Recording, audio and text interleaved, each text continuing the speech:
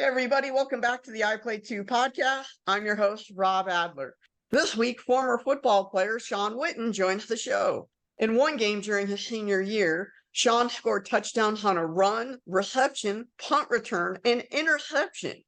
As a freshman at Virginia Tech, he was part of the Hokie squad that played for the national title. After his playing career, Shawn became a coach and led Elizabethton High School in Tennessee to back-to-back 4A state championships. Shawn's younger brother, Jason Witten, was a multi-time Pro Bowler as a tight end for the Dallas Cowboys and was the 2012 NFL Walter Payton Man of the Year. Shawn, welcome to the show. Hey, thanks for having me, buddy. Appreciate you having me on today. Thank you for joining the show. First question I have for you is, how did you get involved in football? Our grandfather was a high school football coach. He went to school at West Virginia. He coached 45 years at the high school level in West Virginia, and then East Tennessee. Growing up, I don't think we really knew the impact that our grandfather had on our school or community. Hall of Fame in 3 different states. He's won over 300 football games. And our grandfather has been our inspiration. He's been our father figure. He's been our mentor, our leader. He's kind of got us to where we are now. And our uncle Scott, his son, is a football coach in Georgia. My older brother Ryan and myself are football coaches here in Elizabethton, Tennessee. And then obviously Jason had the chance to go to the University of Tennessee, get drafted by the Dallas Cowboys, built ourselves, and had a stellar career. And how we got in coaching. Pretty much our entire family is involved in football. If you want to call it the family business, it's what we do. I've had an opportunity to go to the next level and play college football for Frank Beamer at Virginia Tech. Got a chance to meet a lot of good people and coaches and learn the game. Football has opened up many doors for us. It's given us an opportunity to go on and get a college education, get a master's degree. You and your 2 brothers played for your grandfather, and with a pedigree like you mentioned, was there any extra pressure to perform under him? Absolutely, especially when you're young guys and you got to ride from the house to school with them every day. And then when you go to practice, when practice is over, you got to ride home with them.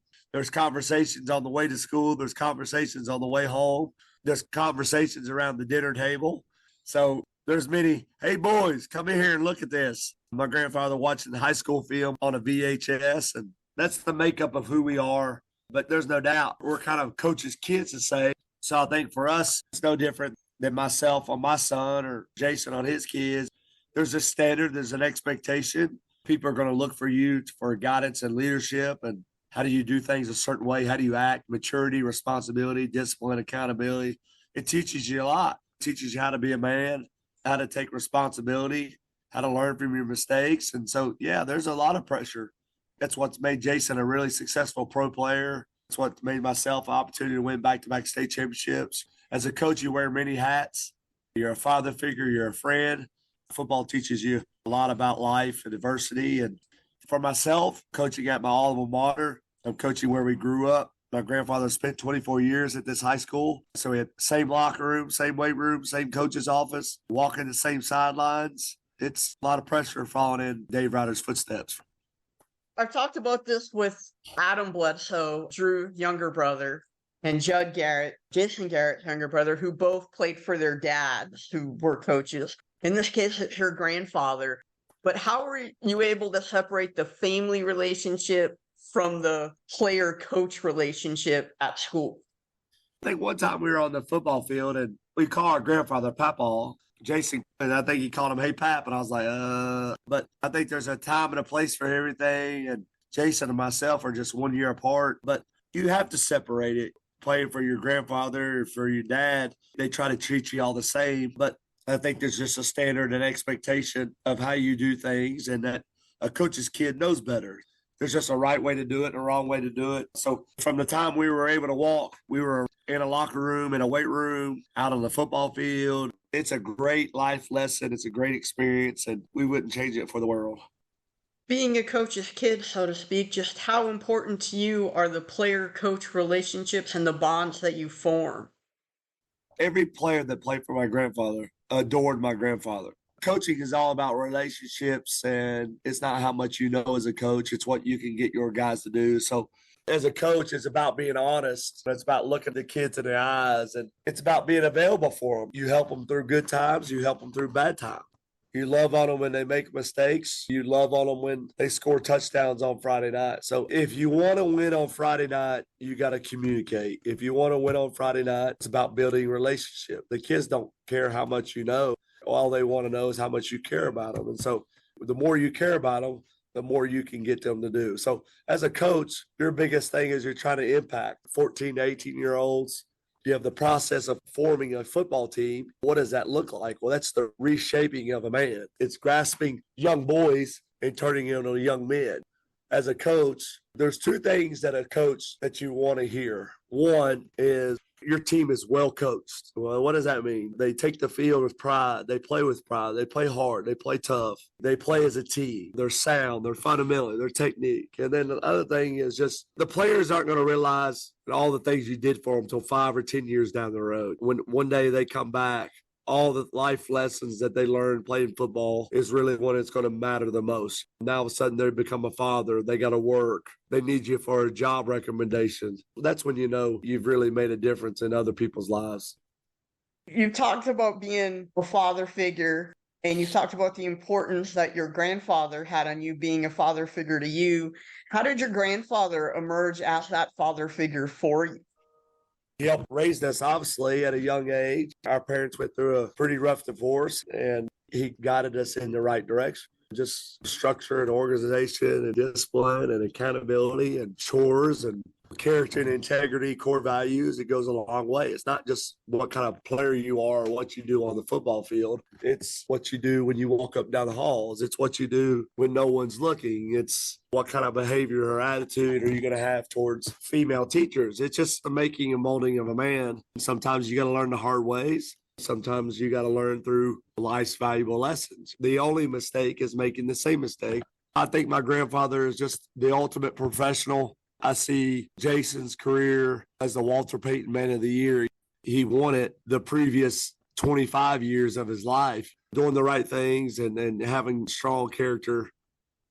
Almost sounds like a little bit of a military organization without actually being in the military. So has that made you be kind of somewhat of a neat freak and I would almost say OCD? Yeah, if anybody knows me, I'm OCD. There's a certain way you like to do things. There's a certain way you want things done. I mean, whether that's home or that's in football, there's a certain way things are going to get done. Organization and just how you teach things and how you go about the process. There's no doubt about that. The way your office looks, the way your weight room looks, the way your equipment room looks, the way the kids put their stuff in their lockers. So everybody knows football, you got 75, 80 to 90 kids. You line them up, that's a lot of kids. So there's a certain way you got to do things. And that's the molding and the shaping of people. How you keep your locker room is a reflection of on how your team's going to play. How the kids rack the weights in the weight room, it's how they're going to dictate whether or not they're going to win or lose. Doing the small things matter the most. And so on Friday night, that's no different. Doing the small details is going to allow you to make the big plays. And so not being sloppy and having character and taking pride in the way you look when you come to school and taking pride in how you prepare for a game, it's no different. Yeah, I'm not letting you come over and look at my office. You wouldn't, you'd throw me out of my own house. That's pretty good. You mentioned that your parents went through a tough divorce. How did that impact you in terms of having to move from where you were back to Tennessee? Life's always about adversity and it's all about how you respond. And part of that is who's made us who we are today. And obviously our mom went through a tough divorce and she had to make a strong decision for her 3 boys. Life changes. I'm not going to sit here and say it was easy or times went tough. We had 7 people living in a house. We had our grandparents, our mother, brothers, and we had a great grandmother. Our mother was our strength. Our grandmother was the calm of our family. She was the rock that held it all together. Like I said many times, I don't think we knew the impact that our grandfather had. I think our mom always knew. Just timing is everything. Just being around our grandfather and our grandmother, just living in a home where there was discipline and there was structure and there was chores. And you're not going to use certain language or you're not going to use certain attitude or this is how you're going to do things. And if not, there's consequences. And so you're going to get up on Sunday, you're going to go to church, you're going to get up on Monday, you're going to go to school. How you act in the classroom is going to be a reflection of how you play sports. If you don't handle your grades, you're not going to play. So just character and integrity, loyalty goes a long way, being a man of your word. So it's our job to teach that. It's our job to teach our players how we want them to play. We can't assume, we can't expect that they know. It's our job to teach them. Are we teaching them how to play the game? We're teaching them how to walk themselves through life. Some of our guys, the best part of their day is practice. Some of our guys, the best part of their day is when they get to football. It's our job to welcome everybody in. How has that adversity strengthened the bond between you, your mom, and your brothers? Just learning how to deal with adversity, learning how to make a bad situation into a positive, learning how to stay positive through tough times. And I think that bonds are stronger than ever. You got to have each other's back as a family member. You got to have each other's back as friends. You got to have each other's back as teammates and coaches. So life is sometimes uncomfortable. My grandfather always used the expression, stand tall. You stand tall when things are going good. You stand tall when things are going bad. The true measure of a man is not where he is measured through triumph and tragedy. You got to give more than you receive. But we get our strength from our mom. At her age, that was an easy thing to do, to move back home, to feel like you failed and whatever it may be. You just got to do the best you can with what you got. And hopefully at the end of the day, it works itself out. And it has definitely for us. Oh, no question. It definitely worked out for you. And with all the stuff that you went through, is that one of the reasons you got into coaching? Everybody thinks this time and era is different than anybody else, and it's not. One of the reasons why I got in coaching is because I felt like there wasn't a situation that I went through personally that I couldn't help connect to somebody else. Divorce or not having a dad around or living with grandparents. You feel like you can save every kid. You feel like you can relate to every kid. So that's part of what makes you a good coach. I'm a little biased, but when we moved to Tennessee, this community opened up its arms. This community took us underneath their wing. This community embraced the Witten boys. There's a lot of people that loved us and wanted us to succeed and was willing to go out of their way to help us. Part of myself and Ryan coming back to here was, one, doing it with your brother is a great opportunity, but also is we want to give kids like us, give them an opportunity to achieve their dreams and be successful also. I know coaches never say they play favorites, but is there a hit or two that you feel especially proud of that you were able to get to and really change their life for the better? I think all coaches can relate to a lot of players.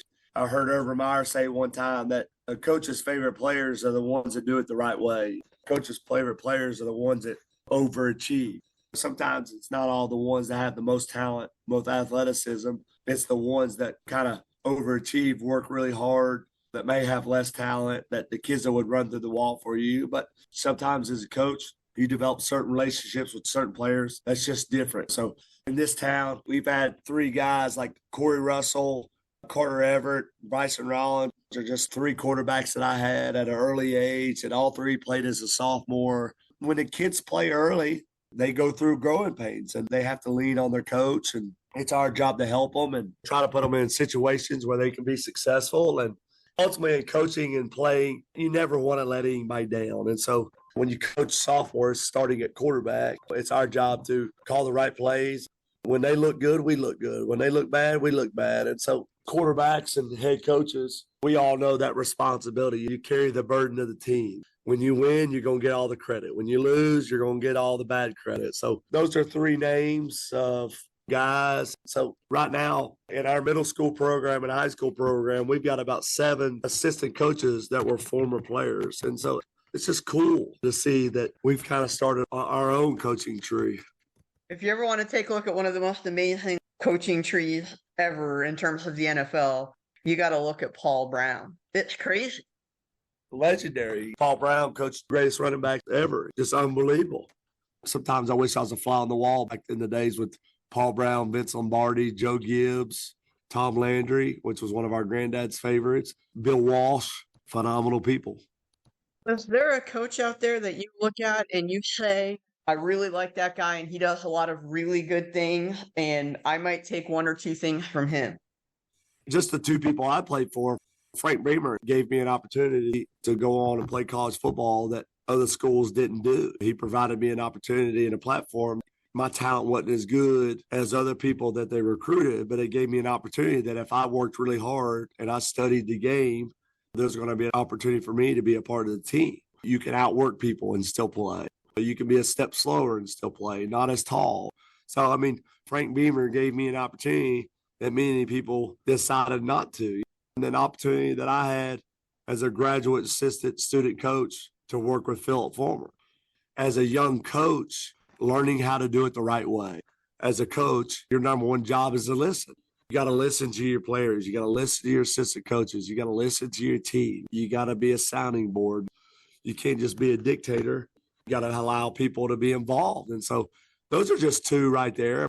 I mean, obviously, Bill Parcells, Bill Belichick, Nick Saban, they're tough love coaches. There's an expectation. There's a demand. There's a Patriot way. There's an Alabama way. There was a Bill Parcells way. The whole thing of Bill Parcells, there was a certain characteristic that you had to have if you were going to play on Bill Parcells' team. Toughness. Or Belichick, do your job. Nick Saban, look at the transition and the turnover he has year in and year out, and he stays on top. And so those guys won Super Bowls and many national championships. And we all know as coaches, we won 2 state championships. Everybody's out to get us. Everybody's going to raise their level of play when you go against the best. And so I heard it SEC Media Days, Hugh Freeze at Auburn. He wants to beat Nick Saban. Lane Kiffin wants to beat Nick Saban. Kirby Smart, coach under Nick Saban. He wants to beat Nick Saban. When you're Elizabethton Cyclones and your coach is Shawn Witten, people want to beat you. When you're Jason Witten and you're coaching Liberty Christian, they just don't want to beat Liberty Christian. They want to beat Jason Witten. That's just the way it is.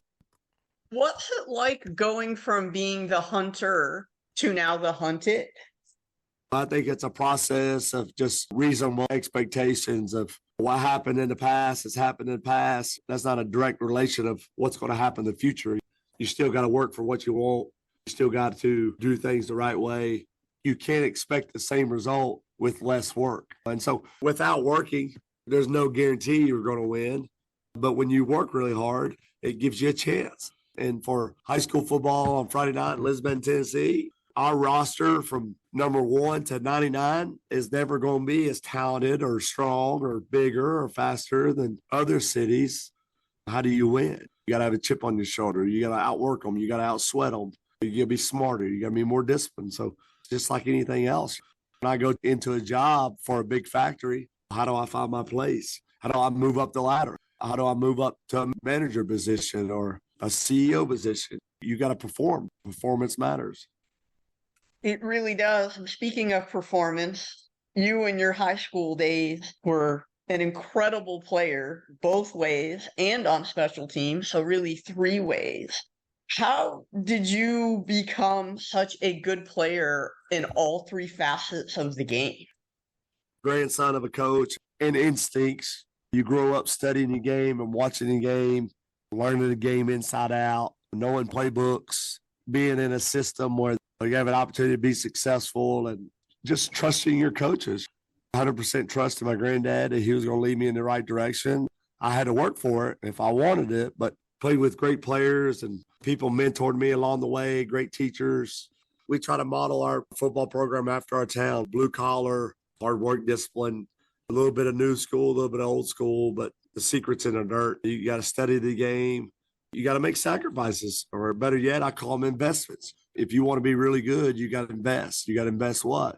Your time. While other people are going to the lake, going to the pool, going to this, doing that, you're doing other things. And so that's the price you got to pay. For someone like me, and I've actually been in quite a few places in Tennessee, but I've never made it there. Could you elaborate a little bit more about what makes it blue collar? Because many listeners like me have likely never been there. What blue collar to me is you get up every morning and you got 2 choices to make. You're going to get up and go to work and provide, or you're not. And so blue collar means each and every day you're working to make a living. You're working to provide for your family and your friends. You're working for the things you need to do. Blue collar means to me, it's old coal miner mentality of you're going to grab your lunch pail and your hard hat and you're going to go to work each and every day. That's what our community is about. There's a struggle through that work day. A lot of people worked on factories. You got night shifts and graveyard shifts and third shifts and everything else. And then so when you go from work from 11 p.m. to 7 a.m., you got to work through the night. If you want certain things in life, you got to work for them. So, we model our program after our town. When we go to practice, we're grabbing our hard hat, we're grabbing our lunch pail, and we're going to work. We use the term a tool belt. What is a tool belt? A tool belt for a construction worker or electrician or a plumber or an engineer is you got multiple tools on your belt. Each tool serves a purpose. Not every tool you can use for the same thing. So you got to know what each tool can do, and you got to know where each tool goes. And so we try to provide our guys with the ultimate tool belt. So when they get there in life, they can overcome anything. And that's what that mentality brings. When I was at Virginia Tech, they used to give out lunch pails to the defensive guys and hard hats to the offensive guys to reward you for the hard work. And what it symbolizes, if you want something in life, you got to be willing to pay a price for it. Speaking of Virginia, that's where you were growing up before you went back to Tennessee, right? Our early childhood, we grew up outside of Washington, D.C. and Fairfax County, which Fairfax County is the largest county in the state of Virginia. I mean, it's just overpopulated, and you're talking about a dozen high schools that are miles from each other that have 3,500 to 4,500 students. And so when you come to East Tennessee, you got small towns. You live at 35 minutes outside of Washington, D.C. You all know places like that are populated with different race and ethnicity and jobs. What life is about experience. How do I help my players? I help them through shared experiences, good experiences and bad experiences. And so what football has done for us is having an education and just seeing the world. So that's what allowed me at college, it allowed Jason at the professional level to travel the world and meet people and open doors and see places. You mentioned you have been able to travel. Where's your favorite place that football has allowed you to get to? 3 places. We had the opportunity to play in the Orange Bowl in Miami, talking about historic and tradition. And you just think about all the Miami Hurricanes and Dolphin players and all the teams that played in the Orange Bowl stadiums. It's just a place of its own. We had opportunity my senior year to go to play Texas A&M, the 12th man. That was an experience like no other. And then my senior year, we played a bowl game out in the San Francisco Giants baseball stadium.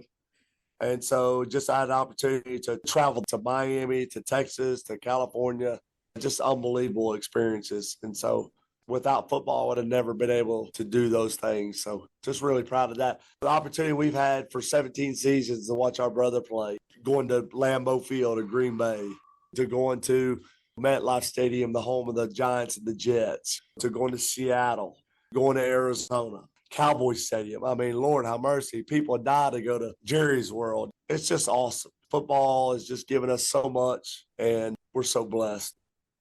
Outside of Tennessee, when people hear your name, I'm guessing the first thought is, oh, that's Jason Witten's brother, rather than being called Coach Witten. Does that ever bother you?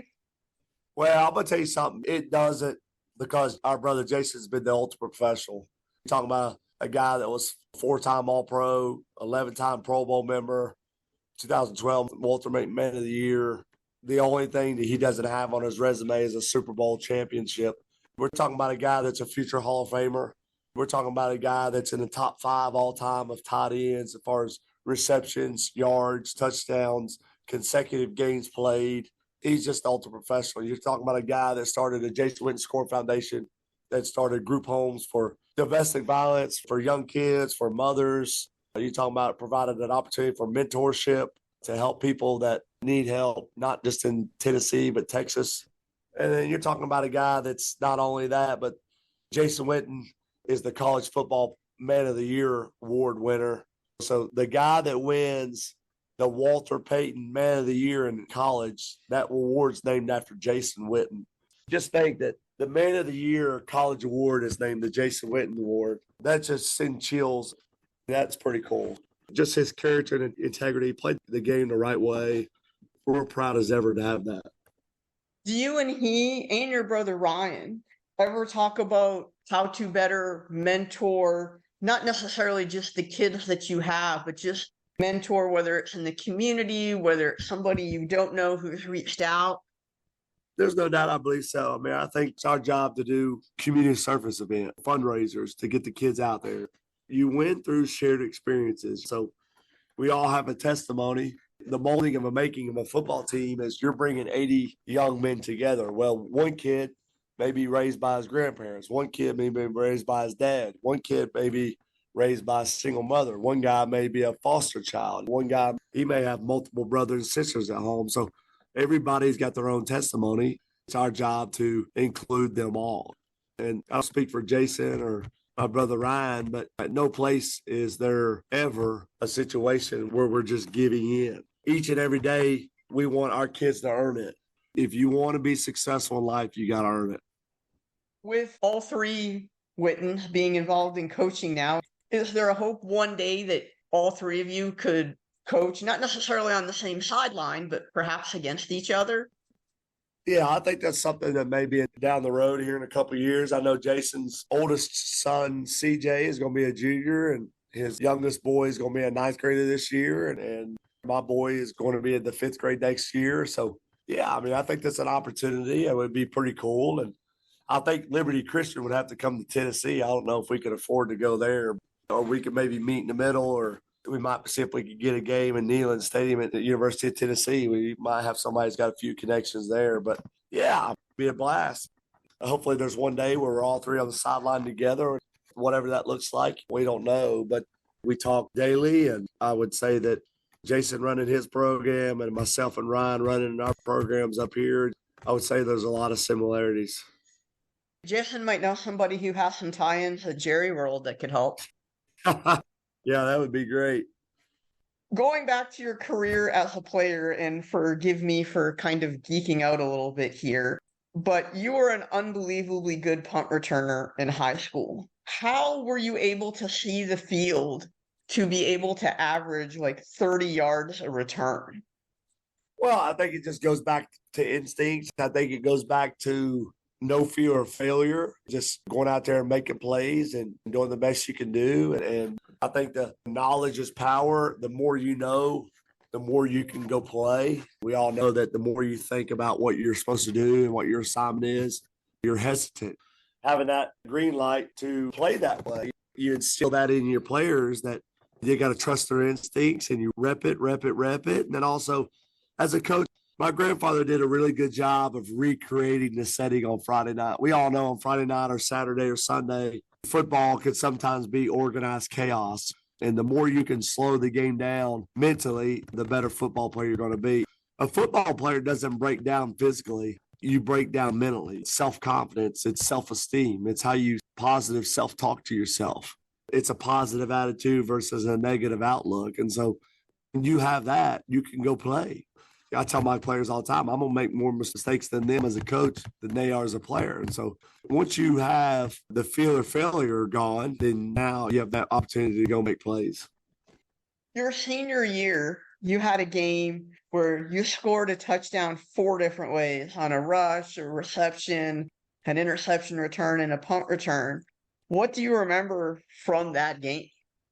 One, it was against our arch rival. Two, growing up, one of the things that we were blessed with is our grandfather coached us to play multiple positions. The more you can do for your team, the more you can impact your team. So as a safety or a punt returner, kick returner, quarterback, receiver, running back, whatever that may have been, he didn't raise us to be one-dimensional. He didn't raise us just to do one thing. And so if there was a better quarterback, then that quarterback was going to play. I had to go play receiver. If there was a better receiver and the team needed me to play quarterback, then I was going to have to go play quarterback. So it's whatever the team needed type mentality, and that definitely paid off for us. And your stats certainly show that. You had nearly 4,000 yards passing, nearly 1,000 yards rushing, over 1,000 yards receiving. That's just crazy, especially when you consider now with the age of not only sports specialization, but position specialization. I try to teach my son that right now at fifth grade, to be multiple. High school football especially, all you have is what comes through those doors. And so, especially in East Tennessee, what's in Elizabethton is what we have. It's our job to develop them, guide them, get them ready. So I'm not going to train my boy just to be a quarterback. There may be a kid in the grade behind that's a better quarterback than he is. There may be a kid in the next grade above. So that means if he can only do one thing, he's not going to get a lot of opportunity to play. So just being flexible and being versatile, the more things you can do, the more things you can bring to the table, the better off you're going to be. And so there's positions you're really good at, may not be good at, but we've always had the mentality of team first.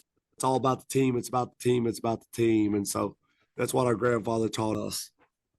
Speaking of multiple, you played basketball as well, and you were 3-time all-conference. What about the basketball court for you as a player helped transition onto the football field?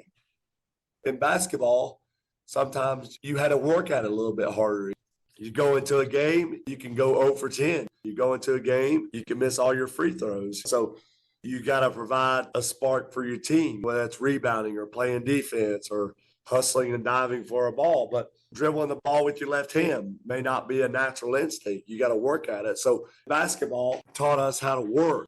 We had to work harder, especially coming off the football field and going to play basketball. Maybe your shot wasn't there, so you had to spend time in the gym working to fix the shot.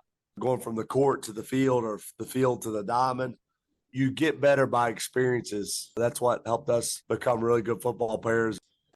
With playing football and basketball with Jason, you're obviously trying to win for the team, but was there any competitive rivalry between the two of you as players? Yeah, there's no doubt. I remember when we first used to get our pads, we would take our pads home and we'd go out in the backyard and go at it. And then you never wanted to lose your brother, especially if your brother's younger or older. And we all know you get in arguments and fights, and that's what makes you better. That's what pushes you to get better. And then ultimately, at the end of the day, though, when your brother's your best friend, you're constantly going to work out together. Myself being a quarterback, throwing the ball with Jason, we would throw and catch a lot with each other. So the relationship was there, the trust was there. Some days he would create the energy, other days I would create the energy. And then so it was a whole lot easier having your brother or your best friend doing it with you than doing it by yourself. And so there's things that he did better than myself. There's things that myself did better than him. And that's what made us better. Whether it be on the football field or the basketball court, was there a pass that you made to him that you still remember to this day? When myself and Jason were going through high school, my grandfather had reached a milestone where they were going to name the field after my grandfather. It's going to be Dave Ryder Field. And so on the first pass, completion, touchdown was Shawn Witten to Jason Witten. That was a pretty cool memory. First pass, first completion, first touchdown was his grandson's. And so that's just a special memory that kind of stands out. Heck, at that point, I'd walk off the field, retire, and say, I'm never playing again. Yeah. Your high school career is a pretty solid high school career for any player. What was the recruiting process like for you? There's a lot of talent out there in this world, and I had to find a place that was for me. And so, yeah, I was a talented player, 6 foot, about 185 pounds. So I had to find places that were a fit for me. And so you kind of draw a circle on the map and try to hit the schools that are close to your backyard. And Virginia Tech gave you an opportunity. At that time, they were a program on the rise. They weren't recruiting nationally. They were kind of recruiting in their backyard. And so Virginia Tech from East Tennessee is about a 3-hour drive. So it's a lot like Nebraska back in the days with Tom Osborne. Is they had a walk-on program, or they recruited a lot of unsung hero type players that were tough and coaches' kids and physical and kids that brought a lot to the table. And that's what Virginia Tech did for me. And so in 1998, Virginia Tech had beat Alabama in the Music City Bowl in Nashville. And then in my freshman year in 1999, they started to recruit a couple of players from Virginia Beach, Newport News, and they got a special player named Michael Vick that took us all the way to the national championship, which kind of put the program on a different level. And then all of a sudden now it became a game changer because we started recruiting 5-star talent. Could I have played at the University of Tennessee? I may have been able to go play there, but that wasn't a place for me. You get to Virginia Tech. Kind of take me through the ride of the regular season and then get into the title game. As a true freshman, I was playing on special teams. I was a sub receiver and started on punt return and kickoff return, things like that. You start at the bottom, but it's a magical season for Virginia Tech, undefeated season, and then going to play Florida State and Nokia Sugar Bowl down in New Orleans is pretty cool. And so you learn a lot and kind of put Virginia Tech on the map. Just really, really neat, really, really cool to experience that my freshman year. Being that you weren't a track star like your teammate Andre Davis, who went on to play in the NFL at wide receiver, what did you have to do to try to get on the field and play? He was about 6'2", about 195 that could run a 4.29, and I was about 6 foot 185 that ran a 4.6. For me, I had to find my spot. I became more of a possession receiver, a special teams player, a receiver that blocked and did a lot of the dirty work. We call them unsung heroes. You don't get a lot of credit, but you do a lot of dirty work. And so you sit yourself in a wide receiver room. There's people with a lot of different talent. I caught on quickly that people in the receiver room didn't look like me. I didn't look like them. So I had to find a way to compete. And so I had to outwork those guys and study the playbook, try to learn multiple positions. When they threw me the ball, I had to catch it. If I was going to drop it, I wasn't going to be able to play. And so you got to be a sure hand guy, a guy they throw to on third downs, a guy that's going to block. I was a smart player, understood the game, and that helped me be able to play at the college level. You see a receiver throw a block that springs a run that can go from 5 yards to 50 yards. Not going to get a lot of press, but man, that's the block that makes the play. Yeah, I mean, there's no doubt. I was running back on kickoff return and getting a block to send guys like Andre Davis a chance to go score. You got to have those guys that are willing to do those dirty work positions. Moose Johnson. We all know Moose Johnson was the guy that blocked for the all-time leading rusher in Emmitt Smith. And so you got to have those type guys. That's the making and the molding of a team. National championship aside, is there a memory that stands out from the rest of your career at Virginia Tech? My senior year, caught a touchdown pass against Miami, last regular season game of the year in the corner of the end zone. And that was a memory that stands out very well for me. And just have the opportunity to play with some great teammates, go to 4 consecutive bowl games, play for a national championship, was Big East champs. After your college career, did you ever think about possibly going pro anywhere, whether it would be the NFL, arena ball, or even in Canada? I signed free agent to the New York Jets. So I spent the summer with the New York Jets in 2003. They had a couple of receivers, Santana Moss, Lavernius Coles, Wayne Corbett, quarterback and Vinny Testaverde, Chad Pennington. Herm Edwards was the coach for a lot of teams, played for the Philadelphia Eagles, and it was a great experience, but it's really tough to make it in the National Football League. And I immediately knew that I wanted to be a coach when my playing career was over. When I got done, I had the opportunity to go to graduate school at the University of Tennessee and become a graduate assistant football coach under Philip Fulmer, and the rest is history. So I knew very quickly when my playing career was over what I wanted to do, and that was coach football. Herb Edwards is involved in one of the more memorable plays in NFL history. He was the guy that recovered the fumble of Joe Pisarcik. Yeah, and I would say as a player, as a coach in the National Football League, and at one time being one of the few African-American coaches in the National Football League, it says a lot. So I'm sure he's done a lot for the game. How did the job in Elizabethton come to be? You went to grad school and you were basically a student coach, and then you had 3 years. When my time was up, I started in 2004, went to 2007, coached with Philip Fulmer, David Cutcliffe, who went on to be the coach at Duke and coached the Manning brothers and all that. I was the head coach at Ole Miss with Eli.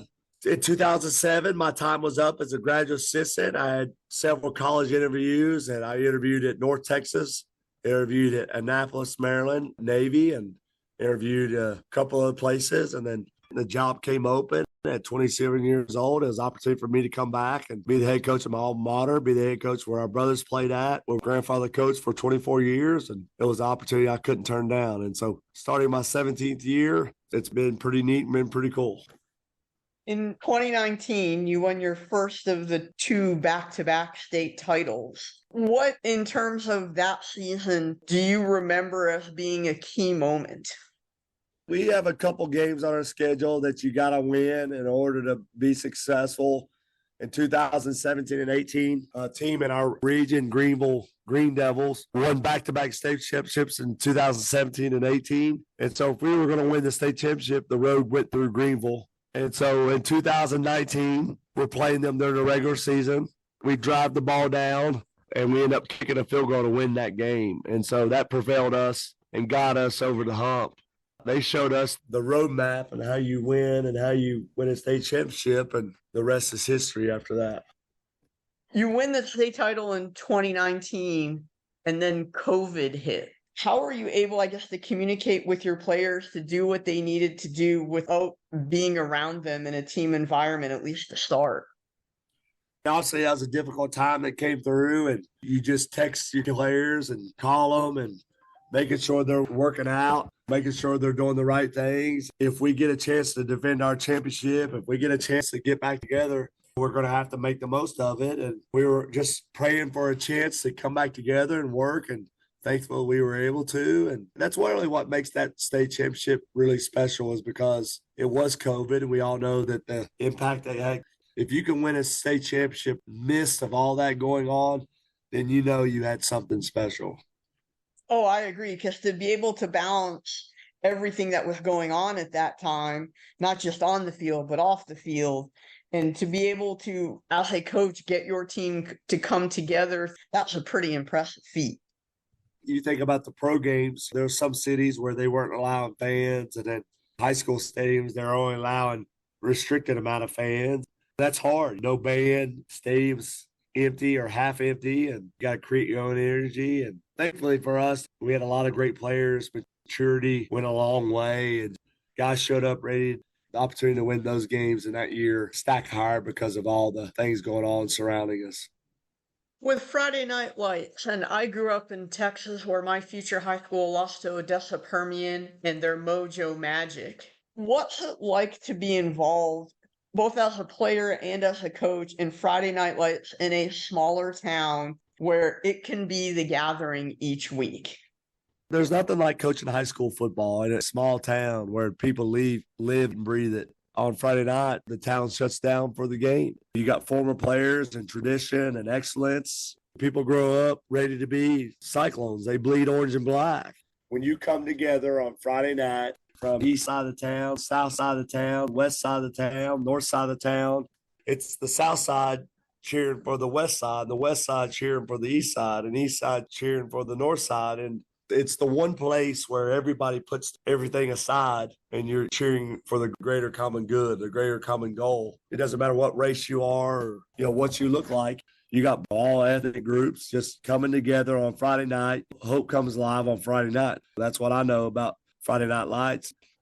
With being a part of a program for so long, has there been a college opportunity that's come your way that you've said, well, I'd like to, but I'm pretty happy here, I'm going to stay?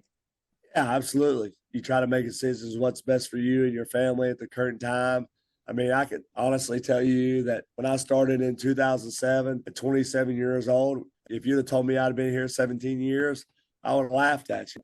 But kids grow on you, players grow on you, things change, situations change, circumstances change. And for me personally, it's just pretty cool that my family's been a part of this program for 47 years. That's the only thing I've ever known since I was old enough to realize is Elizabethton football has just been a way of life for us. That's just awesome. Hearing that, there's something to be said for being happy where you are, because you never know if the grass is going to be greener somewhere else. Things have gone our way pretty well. In 17 years, we've played for 3 state championships. We've only had 1 losing season. We make the playoffs every year. You're coaching with your brother. It's pretty cool. Coaching a place where you take a lot of pride in. There's a personal investment. You can relate to the kids growing up in these halls. So I don't know if I coached at a high school, I don't know if things would be the same. With the field being named for your grandfather, he passed away a few years ago. How hard was that for you to initially deal with such the impact that he had on you and your brother's lives? It was tough. Just always having the person there to talk to and having my grandfather as a resource at 45 years of experience in this profession. And then not only that, the person that helped raise us and taught us so much how to be a man. It hurt, but we are his living testimony. We are here to carry on the family name. And like my grandfather always said, we're going to leave a place better than we found it. Speaking of carrying on the family name, your brother played for the Cowboys. How cool was it for you just to kind of go along for the ride? Having a brother that's played for the Dallas Cowboys, America's team, for 16 years is pretty cool. And then on top of that, football's given us a platform to see the world and meet people. I had the opportunity to meet Bill Parcells, to Wade Phillips, to Jason Garrett, to Tony Romo, to a lot of successful people. But having a brother play in the pros from East Tennessee it doesn't happen every day. On top of that, winning the Walter Payton Man of the Year, and All-American in high school, All-American at Tennessee, and All-Pro. Hopefully one of these days we'll be in Canton as well. And so we've been blessed. There's no doubt about that. Away from the football field, away from the coaching realm, what's a favorite story or two that you have with Jason? Jason and I shared a bedroom. We shared a car. We shared everything. We shared friends. And I wouldn't trade it for anything in the world. I don't know if I had anything to do with helping him, drag him along, being an older brother, but that's what allowed us to be good, is because we were competitive jerks. We hated to lose. And there's nothing that will stop us of what we couldn't do together. And so we just did everything together. We were inseparable. You mentioned you guys shared a car. Who's the better driver? That's pretty tough. I think our moms and everybody else would argue, but Jason's probably the faster driver because I know he drives pretty fast. But I drove him around for many years, so hopefully I'm the safer driver. Coach, I want to thank you for joining the I Play 2 podcast today, hearing your stories about playing football, stories of your brothers, Ryan and Jason, hearing the admiration you have for your grandfather have all been great. Thank you so much, and good luck in the upcoming season. Take care, Coach. Yes, sir. Appreciate you so much.